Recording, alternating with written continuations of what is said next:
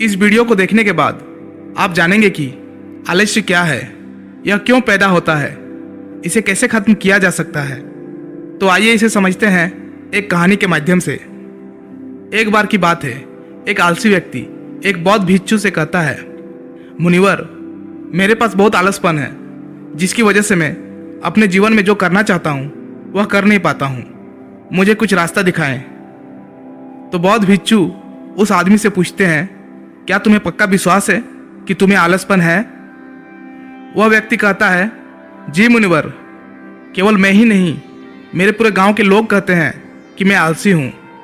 वे बौद्ध भिक्षु उस व्यक्ति से कहते हैं, परंतु क्या तुम्हारे पास इस बात का कोई प्रमाण है कि तुम वाकई आलसी हो? वह व्यक्ति कहता है, जी मुनिवर। तो बौद्ध भिक्षु कहते हैं, क्या प्रमाण है?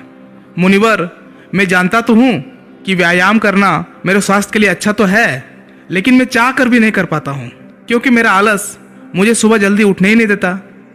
वे बौद्ध भिक्षु कहते हैं, अच्छा तुम ऐसी आलस से परेशान हो? व्यक्ति कहता है, जी मुनिवर। बौद्ध भिक्षु कहते हैं, परंतु क्या तुम जानते हो कि आलस होता क्या है?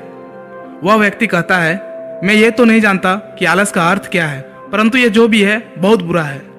वे बौद्ध भिक्षु कहते हैं कि सबसे पहले तो तुम ये समझो कि जो भी चीज प्राकृतिक रूप से मनुष्य के भीतर है उसका कोई ना कोई उपयोग है, वह बुरी या अच्छी नहीं है। आलस्य एक भाव है, एक विचार है, जिसे जाने अनजाने में हम खुद ही पैदा करते हैं। वह व्यक्ति पूछता है, परंतु वे कैसे मुनिवर? वे बौद्ध भिक्षु कहते हैं, आलस्य पैदा होने के दो कारण हैं, पहला शारीरिक और दूसरा मानसिक।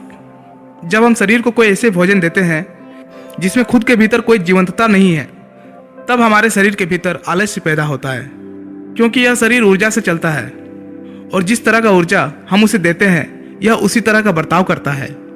शरीर के भीतर हमारे अंदर आलस्य का दूसरा कारण है गलत तरह से बैठना, गलत तरह से सोना और गलत तरह से चलना। हम इस बात पर कभी ध्यान नहीं देते कि हमारे बैठने, लेटने और सोने की स्थिति सही भी है या नहीं। अगर तुम तथागत बुद्ध को देखोगे तब तुम पाओगे कि जब वो बैठते हैं तो उनके रीढ़ की हड्डी बिल्कुल सीधी होती है। जब वे सोते हैं तो उनके शरीर के भीतर किसी भी अंग में कोई दबाव नहीं होता, और जब वे चलते हैं तो उनके दोनों कदमों के बीच एक तालमेल नजर आता है। यह जरूरी नहीं है कि कोई बुद्ध को सुनकर ही समझे। अगर कोई समझना चाहता है तो सिर्फ उन्हें ध्यान से देखकर भी बहुत कुछ समझा जा सकता है। शारीरिक स्तर पर आलस्य का तीसरा कारण है सुबह जल्दी ना उठना।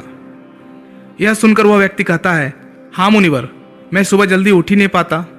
वे बौद्ध भिक्षुक मुस्कुराते हैं और कहते हैं, तुम सुबह जल्दी तभी उठ सकते हो जब तुम रात को सोने का एक सही समय निर्धारित कर लोगे। प्रत्येक बौद्ध भिक्षु को अनुशासन का पालन करना होता है, क्योंकि अनुशासन हमारे जीवन में संतुलन लाता है।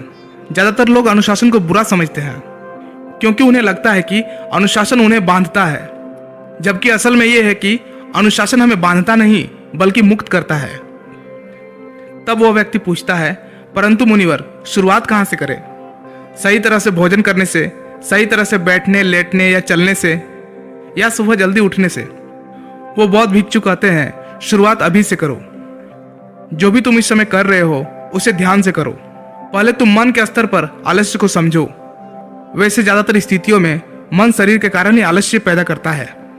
मानसिक आलस्य का पहला कारण है हमारे पुराने गलत विश्वास। हमें लगता है कि हम पिछली बार भी नहीं कर पाए थे, इसलिए इस बार भी हमसे नहीं होगा। हम इस बात को नहीं देखते हैं कि इस बार और पिछली बार में बहुत अंतर है। अब हम मानसिक तौर पर वो नहीं है जो पहले थे। अब सब कुछ बदल चुका है। जब हम अपने आप को काबिल नहीं समझते तब आलस्य हम पर हावी हो जाता है। दूसरा कारण है छोटी लोग वाले और आलसी लोगों का साथ देना। कभी कभी ऐसा होता है कि आलस्य हमारे भीतर नहीं होता, परंतु दूसरों लोगों से वो हमारे भीतर आ जाता है। ऐसा इसलिए होता है क्योंकि हम आलसी लोगों की संगति करते हैं।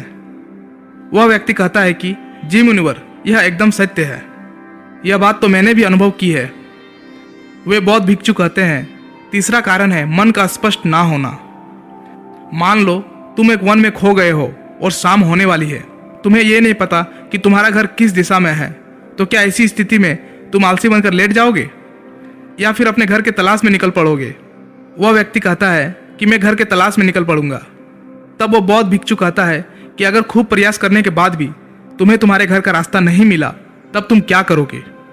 वह व्यक्ति कहता है, मैं फिर भी तलाश में लगा रहूंगा, क्योंकि मेरे पास उसके अलावा और कोई विकल्प ही नहीं होगा। वो बौद्ध भिक्षु कहते हैं, मनुष्य को आलस तभी पकड़ता है जब उसके पास कई विकल्प होते हैं। अगर किसी के पास सिर्फ एक ही विकल्प है तो उसका मन पूरी तरह से अस्पष्ट होगा। अगर तुम अभी व्यायाम नहीं कर पा रहे हो तो उसका कारण तुम्हारे नज़र का स्पष्ट नहीं होना है। तुम अभी भविष्य में होने वाले रोगों को नहीं देख पा रहे हो। तुम अभी उन रोगों से होने वाली पीड़ा को महसूस नहीं कर पा रहे हो। वो बौद्ध भिक्षु आगे कहते हैं कि आलस्य का चौथा मानसिक कारण है किसी काम को करने की कोई वजह ना होना। मान लो तुम एक रास्ते से कहीं जा रहे हो और बहुत देर तक चलते चलते तुम कहीं थक जाते हो। अब तुम्हारा और चलने का मन नहीं कर रहा है, तुम्हें आलस्य आ रहा है। तभी तुम वहां देखते हो कि एक शेर तुम्हारे पीछे चला आ रहा है। तो क्या ऐसी परिस्थिति में भी तुम अपने आलस्य को लेकर वहां रुके रहोगे? नहीं ना। तो इस बात को समझो, आलस्य तुम्हें उसी काम को करने से रोकता है जिसे करने की कोई बड़ी वजह ना हो। वह व्यक्ति कहता है, धन्यवाद मुनिवर, अब मुझे आलस्य का सारा खेल समझ में आ गया।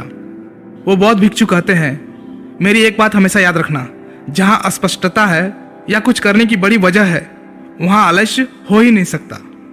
दोस्तों, अगर इस वीडियो से आपको कुछ सीखने को मिला तो इसी तरह मोटिवेशनल वीडियोस पाने के लिए चैनल को जरूर से जरूर सब्सक्राइब कीजिएगा। फिर मिलता हूं कोई नेक्स्ट वीडियो में, तब तक के लिए धन्यवाद।